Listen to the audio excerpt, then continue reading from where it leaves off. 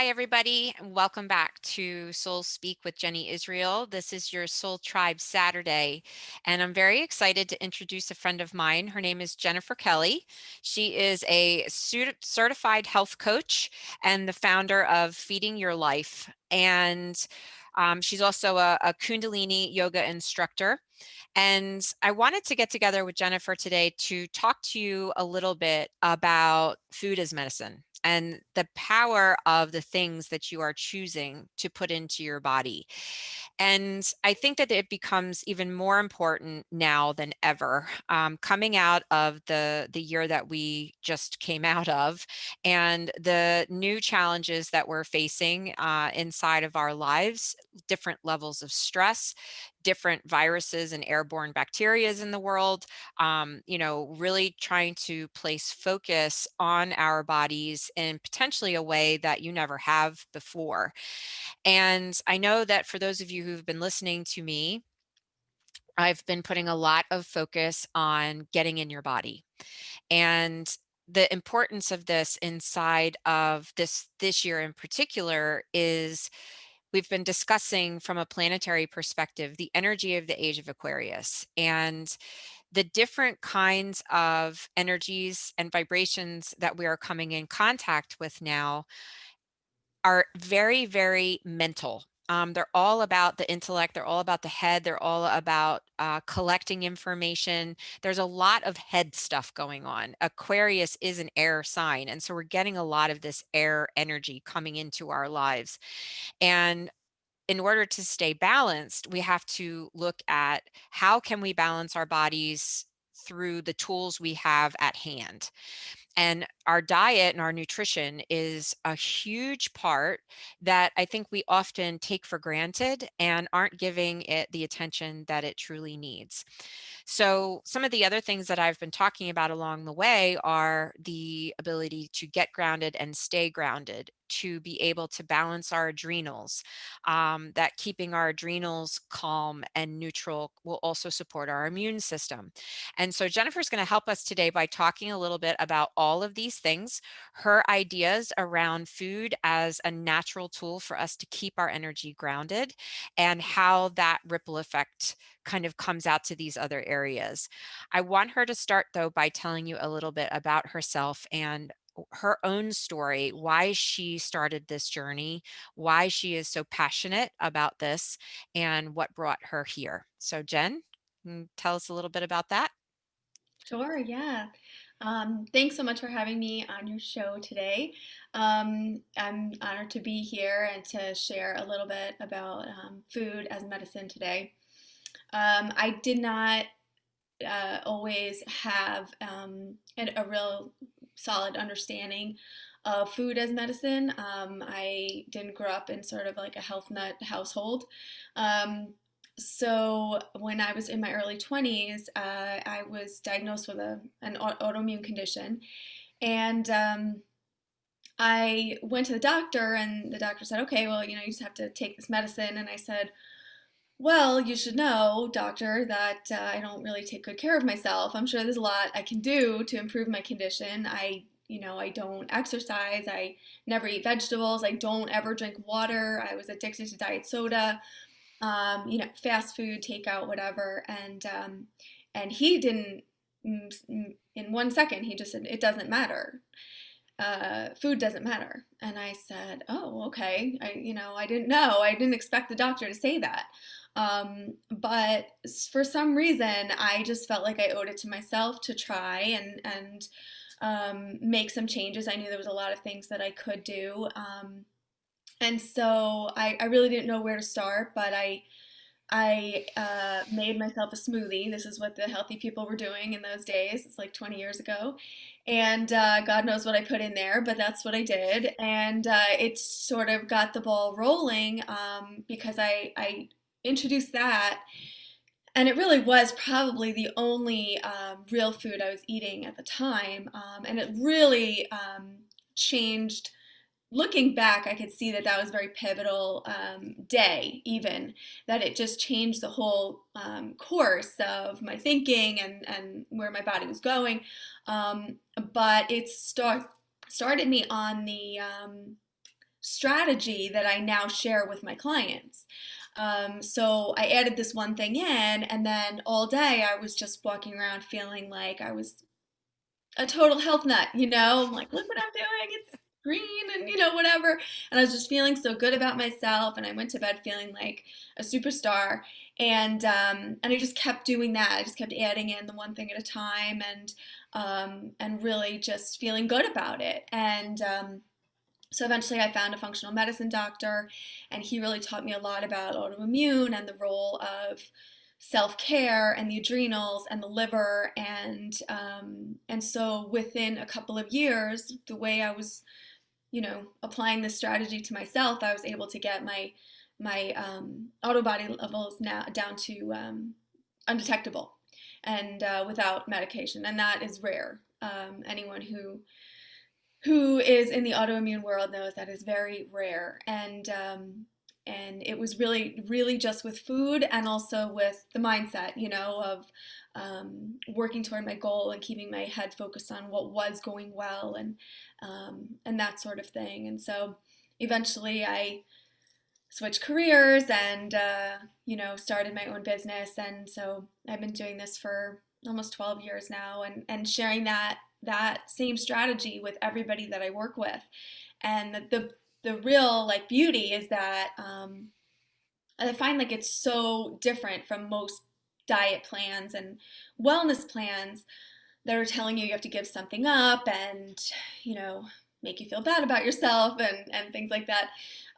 This really focuses on what's going well, and it works. It just works really well. And I see people from 5 years ago, from 10 years ago, and they're still healed and doing the work that we talked about. And so that's what's beautiful for me to see. I mean, I know it works long term. It's completely changed my life, but I've seen it in so many of my clients over the years. So. Well, you said something interesting. I'd like to elaborate a little bit. When you were talking about making that first smoothie for yourself, you used the term real food. That it was the first and only real food that you were putting in your body. Can you talk a little bit about that? Because I think that there are certain plans out there that a lot of people subscribe to, and some of them are very kitschy and super popular right now. I mean, Weight Watchers has been around forever. We've got the keto craze. We've got all of these different things that recommend different macros, but there are still plans that are saying, you can buy your food in a box. You can buy, this. So just talk a little bit about your perspective on what is real food and what is not real food. Mhm. So I used to, before COVID, work in schools with kids, and I've been doing that for quite a few years. And I used to tell the kids, real food is what grows in the ground or walked around. And it was just an easy way to remember it. And I tell the adults too, because it's an easy way to remember it. So basically, and then there'd always be somebody who'd be like, "What about the fish?" So I think you get it, right? It's like the what was here for our ancestors, what was here for the early humans. Whoever created us created a menu for us, and that's the real food. And I do have a list of criteria. So if you're in the supermarket and you're thinking, okay, I want to buy some real food, it's the food that only has one ingredient, because it is the ingredient, right? Broccoli's broccoli, banana's banana, mango's mango. It's the food that's in its original form, especially the plant life. It really doesn't look any different than it did from when it was on the farm, or very slightly altered. Maybe it's trimmed down, but very slightly altered. The animals obviously are not going to be alive anymore, but they should resemble the meat. Um, and the real food is, as I said, it's the food that humans have been eating for over 100,000 years. So when we eat these foods, the human body recognizes them. We know what to do with them. So there's this, sort of harmonious assimilation, when we eat them.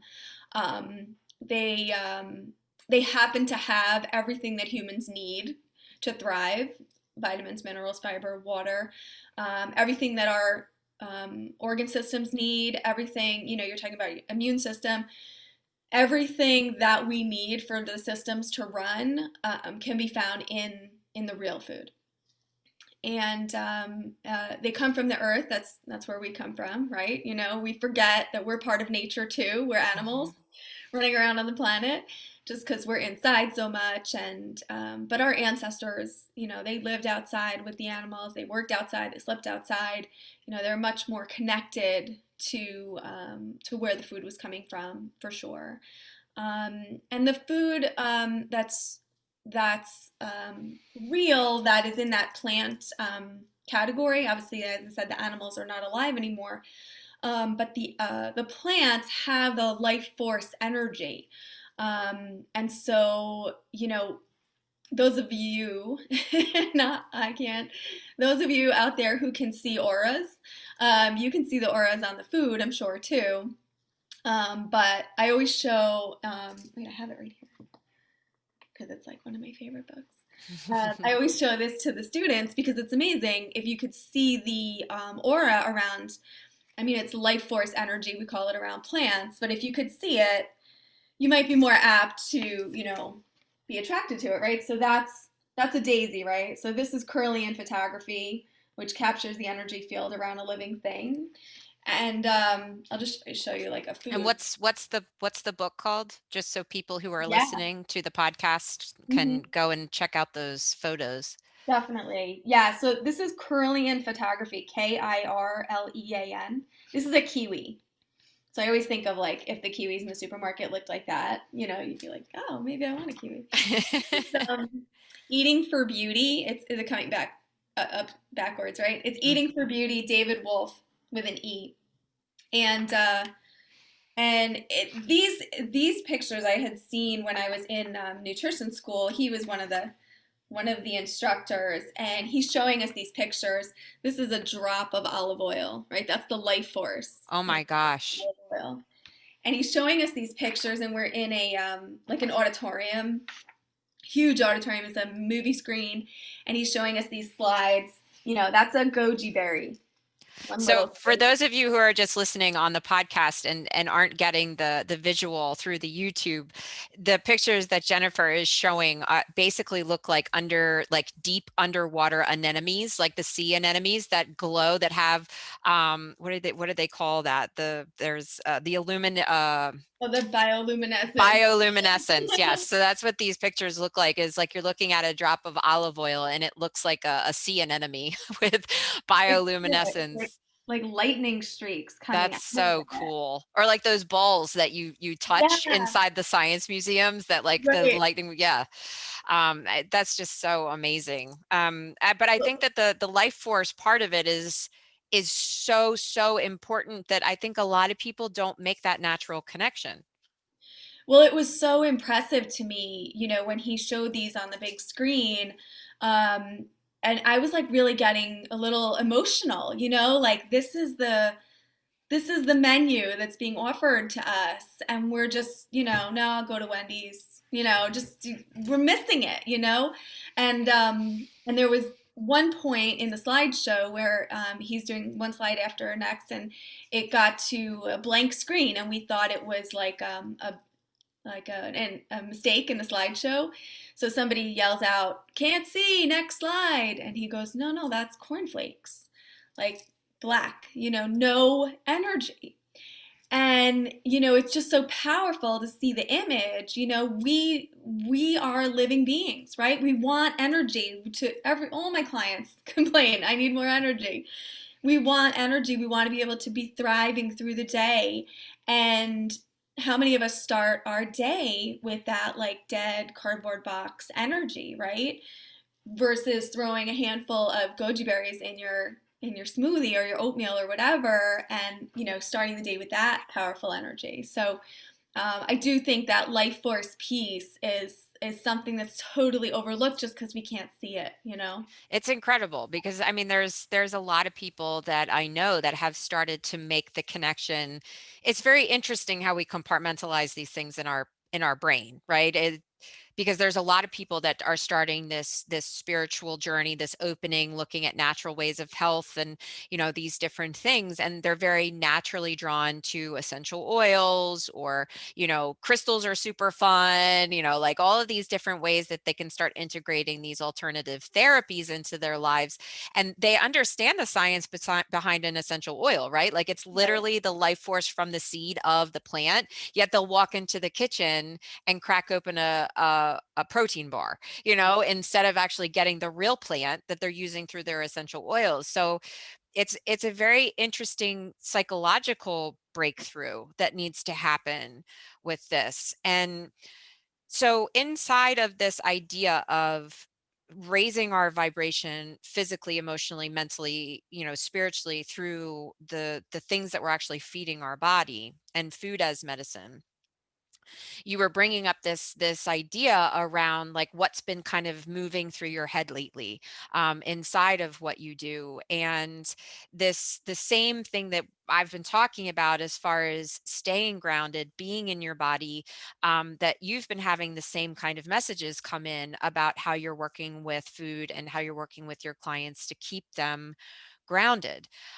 So let's talk. It was a wonderful bridge that you brought to talk about, the history of humanity and how Earth was our provider for so long and still is, but we're not connecting with it anymore in the way that we used to.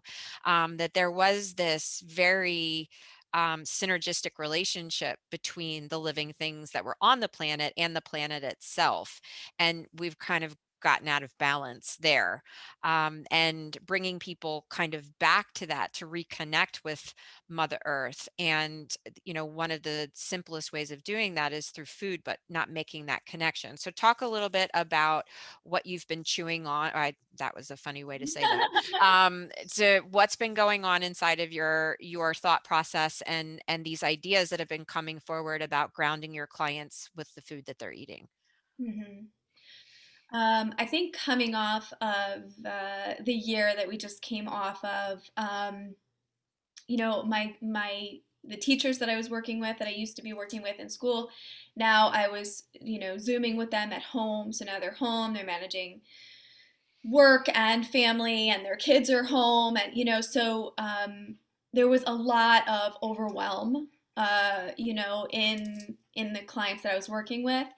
And that alone, that overwhelmment, is an extreme, right? So the one thing that seems to be, um, across the board, no matter what, the body hates extremes. Okay, and we'll just do whatever it can to rectify the situation, right? And sometimes it's shouting at you, and sometimes it gets to that point where it's just so out of control. You have to have some loud symptom, right? The body talks to you in symptoms, cravings, and emotions. So it's gonna get your attention one way or the other.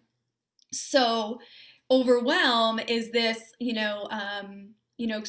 super yin, energy. And when it kind of hits that point where it's too much and you're feeling all over the place and unraveled and unwound, um, if you are not grounded, if you don't have a solid foundation in your food, it's real easy to balance that off with something super grounding like salt, potato chips, peanut, that kind of thing.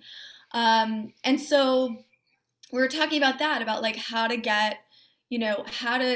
get that foundation to be solid enough so that, the world can kind of, tip you a little bit, but it's not going to throw you completely out of balance. And that solid foundation really starts with your your real foods, so it grows in the ground and walks around. So within that category, you have the foods that are going to be slightly more, just by nature of how they grow, slightly more grounding, and then slightly more uplifting. And as in everything, we don't want too much of either thing. It sounds great um to be, flexible, right? But you don't want to be only flexible, right? So that's why you need the grounding. So whenever I show people this yin and yang chart of food, they're thinking like, wait, you know, is this good? Is this bad? Diet mentality. Diet mentality. That's that whole like things are good for you or bad for you, and if I eat it, I'm bad. And whereas nature provides the perfect array for balance. Okay, and so you want some of the foods that come from underground, like potatoes and carrots and beets and radishes, because those are going to give you stability. They are connected to the earth and they have the roots, right? But then you do want those foods that are defying gravity and reaching up toward the sun, and they have that flexibility, and they have that ability to withstand the elements, come what may, that sort of Hmm. thing. And so you want to have like the greens, the berries, the colors, right, that grow up, and then you want the things that grow underneath. And you want to have that in balance, but like more just as your base. So, it's not the one birthday cake that throws you out of balance. It's the all week long, having this weak foundation because there's no real food in my day. And so it's just about building that foundation, adding in the plants, the animals, the real food that will make you strong to be able to withstand, whatever stress comes. And for some people, stress comes in overwhelmment, which, like I said, is the unravelment. And for some people, it comes in the other extreme, which is the tension, the pain, the muscle aches, that sort of thing. But either way, if you put your life on the extreme, your body's going to scream at you and say, "We can't live like this. We need more balance." I want you to talk about animals for a second because when you told me about this, it literally blew my mind because it's so simple. But again, not something that we're like putting together inside of our minds. So like we can think very easily about the personality of a plant, right? And so what could be grounding versus what's kind of airy and flowing and moving with the wind and that kind of thing. But with animals, you had said something to me about A, what the animal eats, and B, the personality of the animal that would define it as a little bit more yin or yang. So can you talk about that a little bit for the meat eaters out there? Hmm. Yeah, and this is, I think, a really relevant conversation in these days. As far as food quality comes up, because it's not about being necessarily about being vegetarian or vegan or eating animal. It's about the quality of what you're eating. So if you're vegetarian but you're eating all processed food and candy all day, that doesn't necessarily mean you're healthier, right? So when you're you know when we're you are what you eat is what we're taught, right? You are what you eat. And that transfer is both physical and deeper than the physical. I feel like it is an energetic transfer as well. The physical part is clear. You literally digest the food and assimilate it into the bloodstream. And those vitamins and minerals and whatever you're taking from the food is literally going to make up your trillions of cells, your bones, tissues, organs, etc. But then that blood is also passing through the brain, and that's where we have 75,000 thoughts a day, 75,000 connections. So the blood is passing through there and affecting your thinking. And so your food is affecting your thoughts. This they didn't teach you in kindergarten. They just said you are what you eat, don't eat junk food. But your food is affecting your thinking, and your thoughts, of course, affect your mood. And, your good mood or bad mood is going to affect your choices. Your choices affect the relationships. How the relationships are going affects the kind of day you're having and the kind of week you're having. And then, of course, the kind of life you're having. And I can attest to that because when my diet looked the way it did, 20 years ago, the kind of mood that I was chronically in is largely different than it is now. And it was constant stress and complaining about how stressed I was and how overworked I was and all of that. And that is related to what's coming in. You are what you eat is so much deeper than we're led to believe. So take that then to, so plant is kind of easy, you know, the transfer, and you can kind of understand it. You can embrace the life force that you're taking in when you see that the plant is still alive, you know, that registers. But now the transfer of animal to animal, this is going to be even more of an assimilation, right? And so we know that, you know, for an example, like if you are frightened, if I frighten you, or if I certainly come at you with a knife, or you know I'm about to send you to the slaughterhouse, you are going to secrete stress fighting hormones. Your blood is going to be filled with adrenaline, and you know that particular moment of your death, and that blood that's created is going to be contained, you know, is going to contain all of that, and that's transferred directly, right? We're taking that in. And so on the physical level, absolutely, we're taking in those stress fighting hormones as if we need more of those. But then on the deeper level, we're also taking in, you know, what's contained in that blood as far as the fear and the anxiety and etc. So you know, it's just the deeper levels of that, and I think that's what really, you know, propelled me to start looking at you know, the food quality, you know, when it comes to animals. And these are the different labels that we see on things, basically like the humanely raised and, different resources of where your animal products are coming from based on the environments that the animals are grown in, or bred inside of.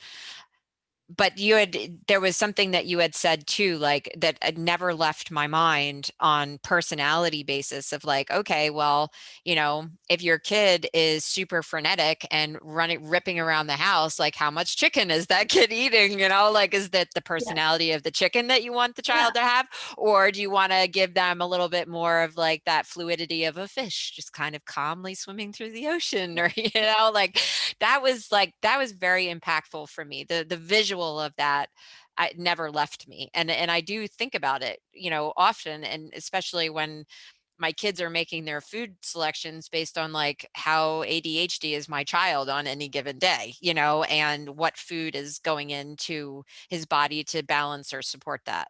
Um, so I just wanted that visual for people too, that aren't necessarily looking to just become a vegetarian, that they are connected to the animal based proteins and inside of their diet, but how that can be just as applicable, if not more, to the energetics of food, and how the energetics of food are interacting with our bodies and our life force and everything that's going on. And it is kind of it's a visual, isn't it, to like think in my head, like, is my liver made of green things and vegetables and eggs and whatever, or is it made from Big Macs? Like, that's disgusting to think to think about it from that perspective. But like, how many times, like, our liver regenerates like every 2 weeks, right? So like, in any given time period, what has your liver had to pull from? Like, what's it pulling from inside of the body to regenerate itself every 2 weeks? So literally, your organs being completely made up of whatever it is that you are providing it to regenerate itself. And you give a really good point there, is that, you know, you're giving, no one else is giving your liver this job, right? You know, well, your liver has 500 jobs, but like the one specific task of filtering the blood, you know, you're in charge of what that blood looks like coming in, you know, and so, you know, light, clean blood, you know, alkalized blood, you know, that looks like it's coming from a lot of plants and some animals, but not mostly animals, you know, a lot of plants. And then the liver's job is so much easier because now I can take this, like, you know, thinner blood to come through, you know? So on the other side, it's just easier to screen it out, right? But if you have like sludge coming in, right? That's, largely mm, low quality animal products, chemicals, things that aren't even food, right? That are, highly acidic blood, and that's coming in like sludge. Now your liver's got, such a much more difficult time. So it's going to work harder. Your heart has to pump harder to pull that blood out on the other side, right? So it's really a lot about us getting on board with the job that this body just naturally wants to do. Like we don't want to put up roadblocks. We want to be on the same team, right? If you want your immune system to work, you got to get on board. Your immune system's trying all the time. And then we put up roadblocks. I mean, even just by putting on something silly like antiperspirant, you're getting in the way. Your body's trying to detox and you're going out of your way to put up a roadblock for that. So, we talk about that a lot of like really just understanding the job that everybody's trying to do. Your immune system's trying to keep you healthy every single day. And the one thing that has, really shocked me in this whole year is how little the conversation is about getting on board with what your immune system's just already trying to do. And it's doing a great job because so many of us are fighting things every single day and walking around with a smile on. And clearly, there's a 99.8% survival rate for this deadly disease. That's not for nothing. That's because your immune system's amazing. And the more you get on board with that, the stronger you'll be. And I think it is so much about, what you're putting in and putting in the foods that your body's recognized for 100,000 years and knows exactly what to do with and has this history with and has the components that your body needs to keep those systems running. That's a really good start. So I'm, moving kind of into I don't know how many people have heard about Ayurvedic medicine, but inside of the philosophy of the Ayurvedic medicine, food is a huge component of that. And figuring out what kind of body type you are, as far as energetically, and what kind of food is the best match to you energetically. But there's also a philosophy of eating to the season, because like what Jennifer was already saying, the earth provides, right? So wherever, whatever climate you're living in, whatever region of the planet you're living in, all of these different temperate zones produce different kinds of foods. And so depending on the season that you're in and eating what the earth provides.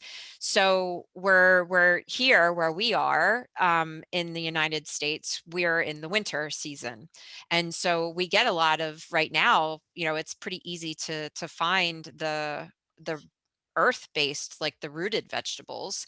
But I want to talk a little bit about the concept of detox, because you use that word, and I think it's really, really important. We'd have an entire podcast just on cleanse, like detox and cleanse. But I think that it's important for people to have something that they can do each and every day, even if it's not considered a detox season per Mhm. se. They say that the best time of year is to do your full big cleaning, body clean outs, are when things are in bloom and the body can really get a good sweat on. And not all of us have access to saunas and different things, especially right now when a lot of people aren't going to indoor gyms, and we're a little bit restricted in what we can do within our resources. And so just talk about just some basic things that people can be doing right now in the season that we're in to support kind of a daily detox for their bodies that's safe. Yeah, that's great. Um, so, your body has the four detox pathways. So every exhale is a detox. You're cleansing out through the lungs. Every every sweat is a detox. So not blocking that off would be one good way to get on board with detox. And then you have your elimination pathways. And so, we always think of, detox as being this sort of like drastic, like, Drano kind of like thing, right? Where your body's really trying to detox, or it is detoxing every single day, 24 hours a day. Your liver is huge, huge in this function. And so anything that we can do to support the liver is going to be beneficial any time of the year, right? Your liver's on stage between 1 and 3 a.m. So you want to be in deep sleep between 1 and 3 a.m. So that all the energy that's available can be used for your liver. And if you're on the computer or you're awake and you're not resting, you're not going to get as much of a job from your liver at that time, performance, I mean. And so, how do you support the liver? Hydration is huge. And in the winter, especially, I think we talked about this, so hard for me. I'm cold and I just want tea, and I'm like forcing myself to drink water because it's one thing when it's hot out and you're actually thirsty, but so I'm always forcing myself to drink water. Um, if you wake up and the first thing that you do is have coffee or tea, you're not getting on board. Okay, that's putting up a roadblock because you're waking up dehydrated, right? So all night long, your body's using the water in your body to cleanse, and that's why you wake up. The first thing you have to do is use the bathroom, right? So your liver and your brain are like raisins, and so you need to hydrate first thing in the morning. And that, if you want to have coffee, that's fine. But if I always tell my clients, try to have some water first. If you do have water at any time of the day, why not like just double up on that vehicle and add something to it that's going to add to detox? So like lemon, lime, any citrus actually, or orange, grapefruit, anything. Pineapple, that will help with detox. Lemon is the go-to, and it's certainly the Ayurvedic go-to, because the lemon, especially if you have warm water or hot water, will really seep into the lymph and really be able to help usher out the toxins. So, as far as like a daily thing that's easy to do any time of the year, before your coffee, before your tea, first thing in the morning, warm water or hot water with lemon would be ideal. If that's not for you, then just water before your coffee, any water before your coffee. It doesn't have to be hot. And you had Okay. said green juice too, right? You could do a glass of celery juice or green juice first thing in the morning on an empty stomach to just kind of Absolutely. bathe all the organs. Absolutely. Yeah. It doesn't, I like that you said celery juice because juicing right away people think like, oh my god, it's so hard, it's too complicated, I have to have 55 things in the house. It can be easy as just a mono juice, one, just celery, just cucumber. It doesn't have to be a whole big spiel. And then again, if you're doing that before you start any of your dehydrating beverages, you know, you're starting out on top, like you have a fighting chance, right? But if you just get up and the first thing is coffee, you're like kind of trying to play catch up all day, and it's really hard. And you know, things like coffee and soda, and especially just the caffeine in general, um, they push the body into an extreme, right? And like I said, it doesn't like that. And so you're, forcing the adrenals to pump out 3 times the amount of stress hormones that they normally would if you just got scared or, were under a stress. So that's not exactly getting on board, right? So you want to like hydrate, get yourself high quality coffee. My sister is just, I'm not a huge coffee person, not because I'm healthy. I just was never into it because I was drinking all the soda all those years. But my sister is, and she just introduced me to the Life Boost Life coffee. boost, yeah. And it's no acid and it's super clean. And, that's the kind of upgrade that really is getting on board. And they have yummy flavors too. They had a That's what I pumpkin hear. they had a pumpkin spice this past fall. It was literally to die for. It was so Right, good. that's what I hear. Before that, I was advising my clients to try tea chino or Four Sigmatic mushroom teas, or those kind of things that if you're not like completely married to coffee and you just like a warm drink and you want that kind of comfort thing, those are helpful too.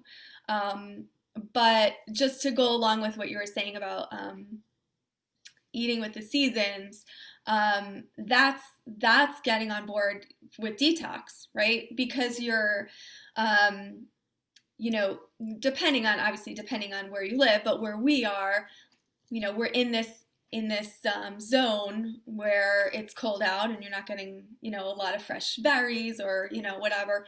So what should we be eating right now? You have your grains, you have your root vegetables, you have your hardy greens like kale, things like that. And that's actually, in tune with what the body's looking for right now. So it's going to make that assimilation much easier. That's what the liver's looking for now. When the body, like you said, in springtime, really, when the body wants that big push of like clean out the winter stagnation, what's coming out of the ground? Sprouts, asparagus, these things, dandelion, these things are like, candy for the liver. Like it's exactly what the liver needs. Asparagus and dandelion are really high in glutathione. So, of course, Mother Nature's brilliant, right? Mhm. When do they come out? In the spring, when the liver needs more of that, It's like the thistles and the clovers and like all Yeah. of that. And it's set up so perfectly. Of course, we're so, arrogant to think that we could do it better, right? Like it's set up perfectly. Just get into the flow. Like this is what's coming out of the ground. This is what your body wants. And then you notice it's the warming foods in the winter, and it's the cleansing foods in the spring, and it's the high carb fruits in the summer when you have more longer days. So it really is a perfect system. And getting on board is easier than it's I think made to seem. It's easier to just go through the drive-through or just pick up whatever, and it's sort of like we're made to think that that's easier or cheaper or it's going to taste better, but the reality is it's not. It's no harder. It's no more expensive. It all works out in the end. It's just getting through that. I don't know, cultural slash um, advertising and all of Well, that. yeah, it's definitely a limiting belief. There's a big block there. So, um, we'll let's wrap this talk up with learning how to find Jennifer, because for those of you who are like, oh my God, this is way too overwhelming for me, I don't even know where to start. Well, guess what? Jennifer offers all of those services and she has figured out how to do it remotely. So you don't have to worry about, oh, well, I'm in Maryland or I'm in Florida, or it doesn't matter, because if you have something in front of you, like a phone or a computer or some sort of connection, then she can teach you the steps. She's a published author. She has cookbooks. She has shopping video. I mean, she will literally show you how to shop in your supermarket, what to buy, how to bring it home, how to prepare it, and how to cook it. And then she will teach you all of the amazing things that they will do for your body. So I pretty much have just taken away any excuse that you might have for not being able to start doing these things. So Jennifer, just tell everybody how they can access you. Yeah, sure. So my website is feedingyourlife.com, and that's the best way to get me. If you go to the contact us button up there, that's my direct email and also my phone number if you want to call or text me. That's the best way to get me. You can also sign up for my newsletter on there. And I am on Facebook, Jennifer Kelly, but also Feeding Your Life. I'm on Instagram as Feeding Your Life. You are Feeding You Are Life, and I'm on Twitter as Jennifer Kelly as well. So Awesome. And then for those of you who are yogis and want to check out her Kundalini yoga classes, she's doing that through Simplicity Yoga. So you can go to the Simplicity Yoga site. There's class listings there, and you'll see Kundalini with Jennifer show up on the schedule. So you can also have her help you balance your light tube, the rest of your life force, on top of what you're putting in your face. So I just thank you so very much. I think that this is information that everybody needs, and to be able to make the connection on a much higher vibrational level, that there's so much more going on than just us going through the motions of providing food for our bodies and for our families, that there's just so much more going on here, and that we're not just talking about complete support of the immune system. We're also talking about central nervous system response. We're talking about mood. We're talking about clarity of thought and clarity of spirit. I mean, there's just so much more happening here, and a lot of it we really take for granted. And with what you're saying, to get on board and start the reprogramming, because I can tell you that with the first cleanse that I ever did, I was so scared. I mean, what was I scared of? I was scared of releasing my vices, right? Of like having this 21-day period where I couldn't have any of my vices. This idea that I was going to have to deprive myself of these things that I was so addicted to and connected to for my support, to do this other thing for my body. But I did it. And, going forward, it was like, once you drink that Kool-Aid, you don't come back from it. Actually getting to experience that opportunity to literally rewire your brain and literally rewire your central nervous system is unbelievable. You can't even believe it until you experience it. So I encourage everybody to find a resource that can help you get started, because even very, very tiny steps can lead to very big changes. And this doesn't mean that you have to get rid of everything. It doesn't mean you have to deprive yourself. There are ways, very strategic and fun and adventurous ways, to move your life in a more nutritious direction. So thank you so much for sharing all of your knowledge, Jennifer, and for letting us all know where we can find you to get some much needed help. You guys go follow her on social media. There's always things popping up, new tools, new ideas, and go subscribe to her newsletter. Take a look at her cookbook, and reach out. She'll be very happy to answer any questions or get you started on some sort of plan. So There's any closing thoughts? Yeah, yeah, I just wanted to mention, if you are, like Jenny said, if you're in that space where you're just like, I don't even know where to start, I do have a 4-week online course starting in February, and that's called Freedom Eating Live. And so it follows along with my Freedom Eating book, and it's a really great way to start and just Oh, there's the yeah, Healy. great way to start and just get the ball rolling, get the motivation going. So, but thank Awesome. you Well, so much, perfect Jenny. Thank timing. you so much Perfect for timing. having me. Yes. Well, thank you to everyone for tuning in today to the Soul Tribe Saturday with Jennifer Kelly. Looking forward to having you all join us in the upcoming weeks. We've got some great guests coming up. Go find me on social media on Instagram and Facebook at Jenny Israel CPC. Come check out the website at jennyisrael.com to see any of the spiritual development courses. And you can find repeat posts of these along with blog posts there that support these podcasts. So when you have a second, please go give us a review. Let us know how much you loved this podcast and this video, and we'll see you all next time. Blessings and light and love to everybody. Thanks so much.